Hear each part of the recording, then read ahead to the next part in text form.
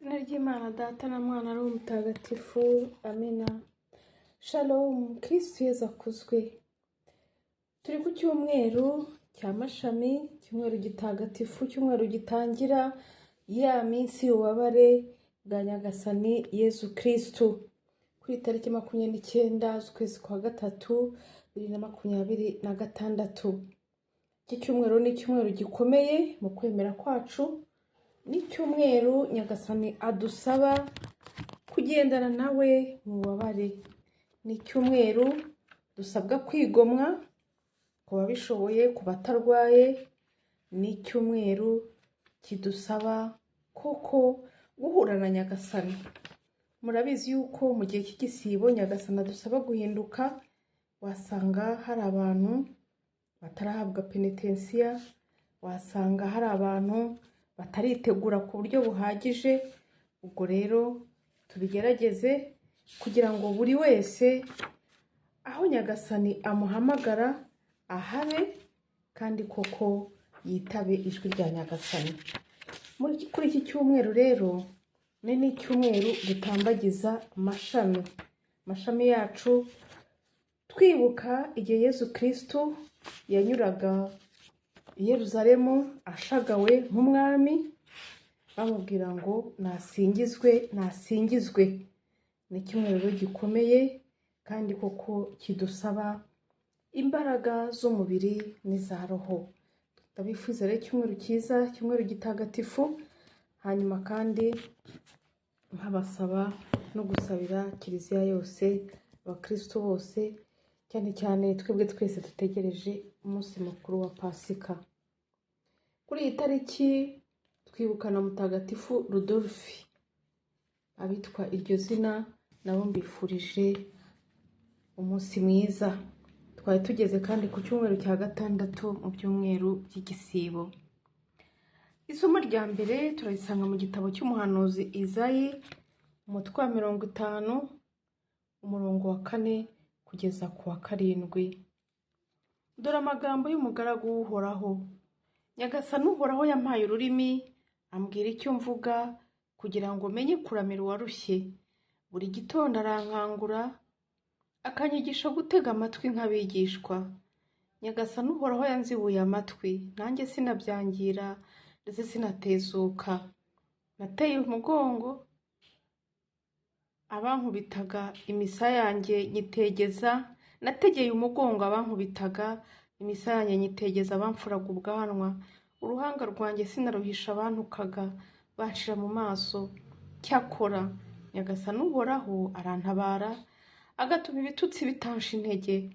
Uruhanga rwanjye ndarukomeza nk'ibuye, kandi nzi ko ntazakorwa n'ikimwaro. Iryo ni ijambo ry'Imana. Izayi atubwira imyifatire y'uyu mugaragu mwiza, umugaragu witegeza ibyago, akamera nk'utabyumva cyangwa se akamera nk'udafite aho ahungira. Ariko si uko atabyumva, ahubwo ni uko impamvu mfite zo kubabara zisumba ibitutsi, inkoni, abamupfura ubwanwa n'ibindi. Ibyo aharanira birahambaye, birakomeye, kandi bifite agaciro gakomeye. Kandi Nyagasani Uhoraho we ntamutererana, atuma ibitutsi bitamuca intege. Hari abantu tujye dusenga, Nyagasani uzamfashe, sinzahure n'umuntu uzantuka, sinzahure n'umuntu ungirira nabi, sinzahure. Uhora muri ayo masengesho adakura. Ukwiye gusaba uti nimpura n'umuntu nuka, nzamenye kumunyuraho ntamututse nanjye ntamwishyuye. Nimpura n'umuntu ntoteje, nzamunyureho nanjye ntamutoteje. Nimpura n'umuntu mubi, sinzahinduke mubi. Uruhanga rwanjye ndarukomeza nk'ibuye, kandi nzi ko ntazakorwa n'ikimwaro. Ntawiringiye Imana n'umwe wakozwe n'ikimwaro. Turazirikana Zaburi ya 21. Mana yanjye, Mana yanjye, iki cyatumye untererana. Twibuke ko aya magambo Yesu Kristo yavugiye ku musaraba. Ibyago, agahinda, inzara, ibitutsi, inkoni, imisumari, ikamba ry'amahwa byamurembeje, maze atabaza Imana. yarageze ahantu hakomeye, ariko iri jambo natwe turarivuga kenshi. Nyagasani wantereranye, ese wagiye he, ese uba he, ese ibyawe ni ibiki? Nyagasani aduha ukwemera. Isomo rya kabiri turarisanga mu ibaruwa Pawulo mutagatifu intumwa yandikiye Abanyafilipi, umutwe wa 2, umurongo wa 6 kugeza ku 11. Bavandimwe, Kristo Yezu nubwo yari afite imimerere imwe n'iy'Imana, ntiyagundiriye kureshya nayo, ahubwo yihinduye ubusabusa, yigira nk'umugaragu, maze mu migirire ye agaragaza ko ari umuntu. Naho amariye kwishushanya n'abantu, yicisha bugufi kurushaho, yemera kumvira ageza aho gupfa, ndetse ku musaraba. Nicyo cyatumye Imana imukuza, imuha izina risumbye ayandi yose, kugira ngo nibamara kumva izina rya Yezu, bose bamupfukamire mu ijuru no ku isi n'ikuzimu, kandi indimi zose zamamaze ko Yezu Kristu ari we Nyagasani, bihesha Imana se ikuzo. Iryo ni ijambo ry'Imana. Kristu ntiyagundiriye kureshya na se, ntiyagundiriye kuguma mu ijuru, ntiyagundiriye icyubahiro, ahubwo yicishije bugufi, aza kuri iyi si, arahababarira. Njye nicara nkavuga, ariko buriya Yezu ni gute yahisemo kuza ku isi koko, azi neza ibimutegereje? Ariko nareba urukundo rwe ahita mbona igisubizo. Urukundo rukujyana aho udashaka, urukundo rukujyana ahakomeye. Ariko Yezu we yahisemo kuza kuri iyi si kugira ngo adukunde. Tujye twicara tumushimira amanywa n'ijoro, tujye twicara tumusingiza amanywa n'ijoro, tujye twicara tumurata kuko yakoze ibikomeye. Ivanjiri ntagatifu rero ni ivanjiri y'ububabare, ni ivanjiri ndende cyane, ariko Kiliziya iduha na verisiyo ngufiya ariyo ngiye gusoma. Ububabare bw'umwami wacu Yezu Kristu uko bwanditswe na Matayo, umutwe wa 27, umurongo wa 11 kugeza kuri 54. Muri icyo gihe Yezu ajyanwa imbere ya Pilato, umutware mukuru w'igihugu. Umutware aramubaza ati, ni wowe mwami w'Abayahudi? Yezu aravuga, turabyivugiye. Abatware b'abaherezabitambo n'abakuru b'umuryango bamurega byinshi, ariko we ntagire icyo asubiza. Nuko Pilato aramubaza ati, ntiwumva ibyo byose bagushinja? Nuko ntiyagira ijambo na rimwe amusubiza. Umutware biramutangaza cyane. Buri munsi mukuru umutware yari yaramenyereye kurekurira rubanda imfungwa imwe bishakiye. Ubwo hari imfungwa y'igihangange yitwaga Barabasi. Pilato abwira rubanda rwakoranye ati, uwo mushaka ko mbarekurira ninde, Barabasi cyangwa Yezu bita Kristo? Nyamara yari azi ko bamutanze bitewe n'ishyari. Mu gihe yari yicaye mu rukiko aca urubanza, umugore we amutumaho aturamenye, ntiwivange mu by'uwo muntu w'intungane, dore naraye ndose byinshi byambabaje bitewe nawe.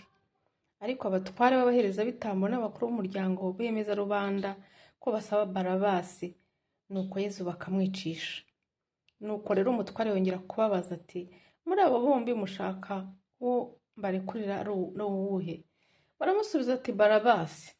Pilato arababwira ati, naho se Yezu bita Kristo mugenze ne? Bose barasubiza bati, nabambwe ku musaraba. We ati, ikibi se yakoze ni ikihe? Ariko barushaho gusakuza bati, nabambwe ku musaraba. Nuko Pilato abonye ko ntacyo byunguye, ahubwo ko urusaku rurushaho kwiyongera, afata amazi akarabira imbere ya rubanda avuga ati, ndi umwere w'aya maraso, muzigorerwe. Rubanda rwose rurasubiza ruti, amaraso ye araduhame, twe n'abana bacu. Nuko abarekurira Barabasi, naho Yezu amaze kumukubitisha ibiboko aramubegurira ngo abambwe ku musaraba. Nuko abasirikare b'umutware mukuru bajyana Yezu mu gikari cy'ingoro ye, bamukorakanyirizaho igombaniro ryose, baramwambura, bamwambika igishura gitukura, hanyuma baboha ikamba ry'amahwa, barimutambiriza ku mutwe, bamufatisha n'urubingo mu kiganza cy'iburyo, bagatera ivi imbere ye, bakamushungera bavuga bati, urakarama mwami w'Abayahudi. Nuko baramuvunderezaho amacandwe, bagafata rwa rubingo bakarumukubita mu mutwe.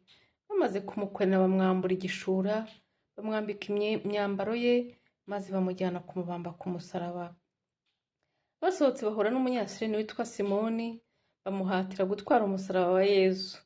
Bageze ahantu hitwa Golgota, bikavuga ku Gihanga, bamuha divayi ivanze n'indurwe ngo anywe, asomyeho yanga kuyinywa. Bamaze kumubamba no kumusaraba bigabanya imyambaro ye, bayakoresha ubufindo, nuko bicara aho baramurinda.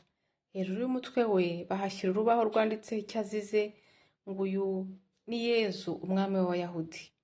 Icyo gihe hari ibisambo bibiri byari bibambanywe nawe, kimwe iburyo ikindi ibumoso. Abahisi bakamutuka babuzunguza umutwe bavuga bati, wowe usenya ingoro y'Imana ukongera kwibaka mu minsi 3, ikize ubwawe niba uri umwana w'Imana, maze umanuke ku musaraba. Abatware b'abaherezabitambo nabo baramuseka, n'abigishamategeko n'abakuru b'umuryango bati, yakirije abandi none ntiyashoboye kwikiza ubwe. Harya ngo ni umwami wa Isiraheli? Ngaho namanuke ku musaraba tumwemere. Yiringiye Imana nimukize. Ubu rero niba umukize rero ubu nibimukunze, kuko yavuze ati ndi umwana w'Imana, n'abambuzi bambanywe nawe baramukwena batyo. Kuva ku isaha ya 6 kugeza ku isaha ya 9 hacura umwijima ku isi yose. Ahagana ku isaha ya 9 Yezu avuga mu ijwi riranguruye ati, Eli Eli lama sabakitani, bivuga ngo mana yanjye icyatumye ntererana n'iki? Bamwe muri abo bamwumvise baravuga bati, aratabaza Eliya. Ako kanya umwe muri abo yiruka ajya gufata icyangwe, akivika muri divayi irura maze agitunga ku rubingo, aramuhereza ngo anywe. Ariko abandi baramubwira bati, reka turebe niba Eliya aza kumukiza. Yezu yongera kurangurura ijwi cyane, nuko araca.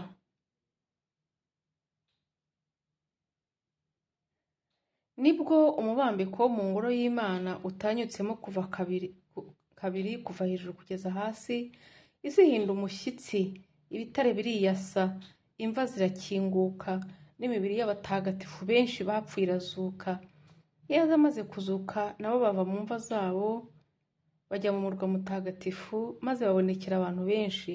Umutegeka hamwe n'abasirikare barindanaga Yezu babonye umutingito w'isi n'ibyari bibaye, bagira ubwoba bwinshi, baravuga bati, uyu koko yari umwana w'Imana. Iyo ni ivanjiri ntagatifu. Bavandimwe, iyi vanjiri iradutekerereza ububabare bwa Yezu twese dusanzwe twumva. Nagira ngo mvuge gusa ku bintu 3. Icya mbere ni ukuntu Yezu afite ubwigenge imbere ya Pilato, imbere ya rubanda, n'imbere ya buri wese, ari abamutera amabuye, ari abamucira mu maso, ari abamuhindurwe n'abandi. Yezu afite ubwigenge. Pilato, ubundi iyo umuntu ari imbere y'umwami, ubundi umwami aravuga, ugapfukama, ugapfukamiriza, ugasubiza, ukadagazwa. Ariko Yezu amajira ikibazo ati, ni wowe mwami w'Abayahudi? Yezu turabyivugiye. Iki gisubizo ni agateramujinya, urabyivugiye. Niho yamubwiye ati, warabyumvise nuko bimeze.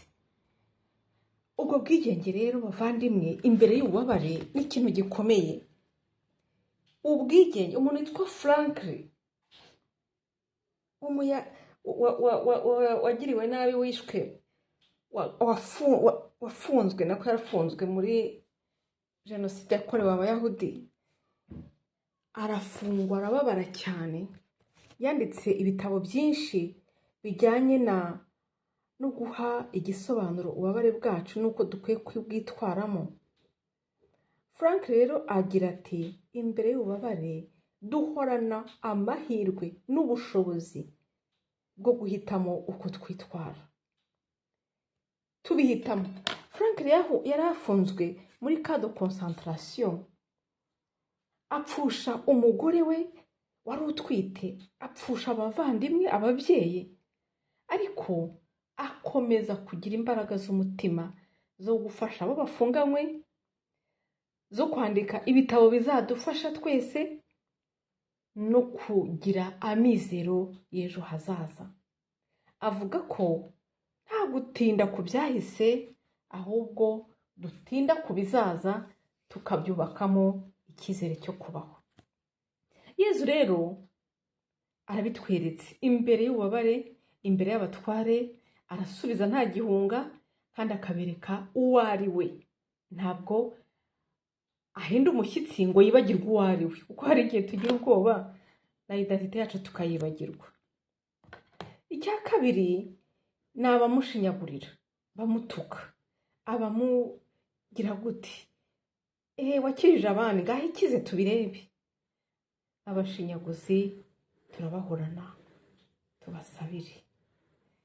Ushinyagurira abandi, menya ko nawe ufite umubiri, menya ko nawe ufite ubuzima, menya ko nawe ufite imbere n'inyuma n'iruhande n'iburyo n'ibumoso, ntuzi ibyo uzahura nabyo. Gushinyagurira abandi ni icyaha gikomeye. Icya gatatu ni ukuntu icyaha, abantu birengera icyaha bakiyemeza icyaha. Turabona aho bavuga bati amaraso ye azaduhame. Turabona ukuntu Pilato abona neza ko Yezu ari intungane, n'umugore wamutumye ati nyamuneka uramenye ntiwiteranye n'uwo muntu, naraye ndose inzozi zikomeye. Ariko Pilato yananiwe gufata icyemezo. Hari abantu badafata ibyemezo, hari abagabo mu ngo zabo badashobora gufata ibyemezo, hari abagore mu ngo zabo badafata ibyemezo, hari abayobozi batazi gufata ibyemezo. Iteka ugahora ucongana n'ibyo bavuga, n'abavuze byinshi, n'abahengamiye hariya. Kudafata icyemezo rero bitera ubugwari kandi bidindiza byinshi. Yezu yazize ishyari, Pilato yari abizi, ariko yaramukubitishije, aramufungisha, aramurekurira Abayahudi ngo abambwe. Bavandimwe, uko niko icyaha kitugenza, kikatugira abagaragu, kigatuma tudafata ibyemezo bikiza abandi natwe bikadukiza. Nyagasani aguha imbaraga kugira ngo nawe usohoke mu byakunaniye, ufata ibyemezo bikujyana mu bugingo bw'iteka. Nyagasani akumurikire kandi umugisha we uguhoreho urakabaho. Mu izina ry'Imana Data na Mwana na Roho Mutagatifu. Amina.